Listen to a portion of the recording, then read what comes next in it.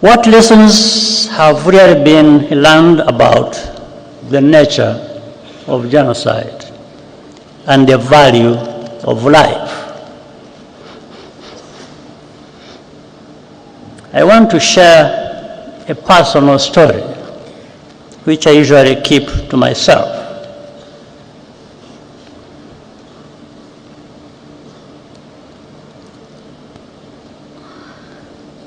My cousin, in fact, a sister, Florence,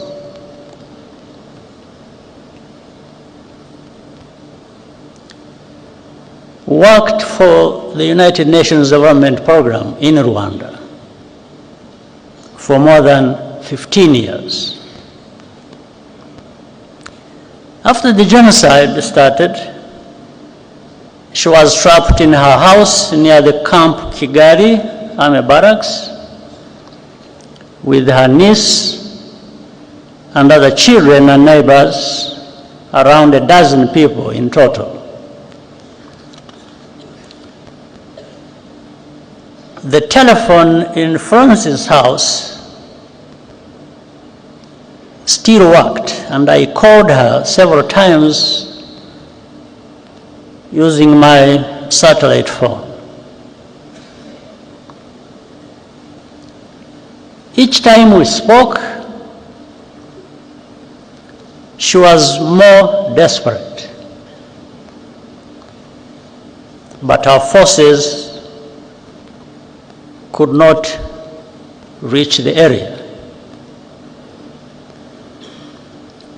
When the commander of the UN peacekeeping mission, General Dallaire, visited me where I was in Mulindi, I asked him to rescue Florence. He said he would try.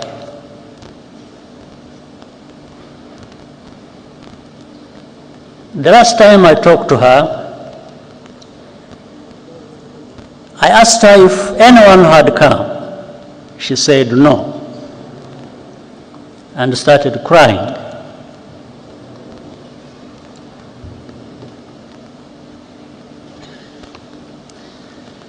Then she said, "Paul, you should stop trying to save us.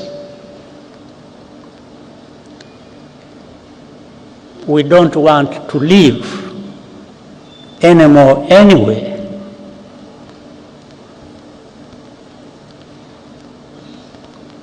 I quickly understood what she was saying,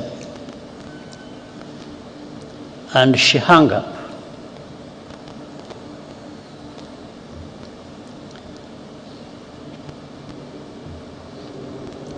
At that time, I had a very strong heart,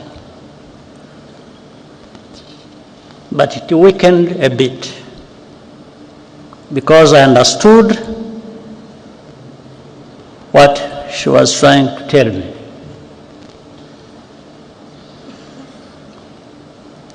On the morning of May 16th, following a month of torture, they were all killed, except for one niece who managed to escape, and thanks to a good neighbor. It later emerged that a Rwandan working at the UNDP betrayed his Tutsi colleagues to the killers. Witnesses remember him celebrating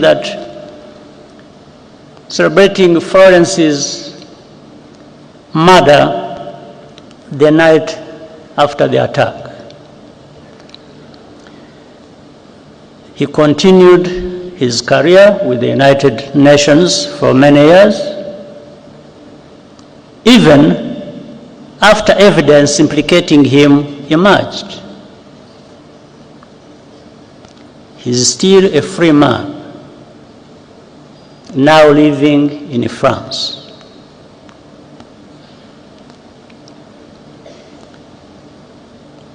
I asked General Dallaire what happened.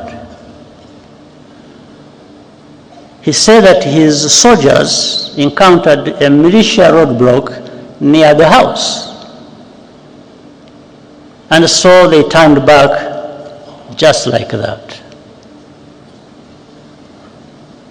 Meanwhile,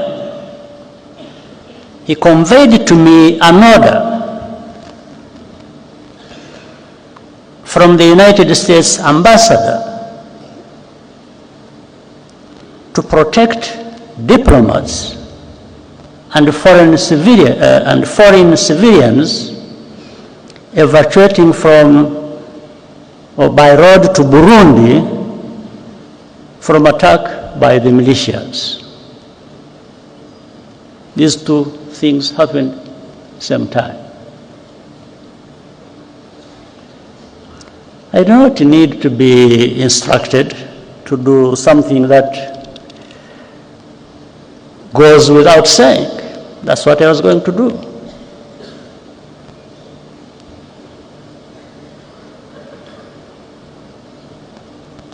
But the militias ran away,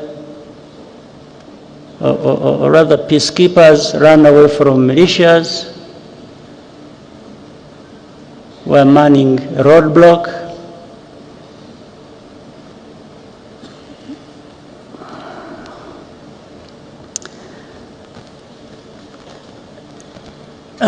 I do not blame General Dallaire.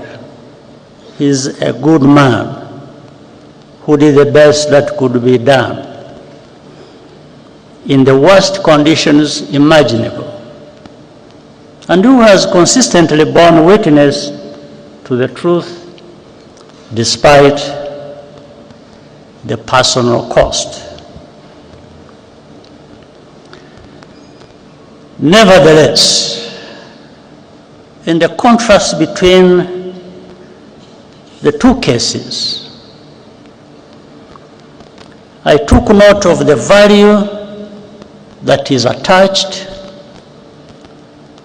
to different shades of life.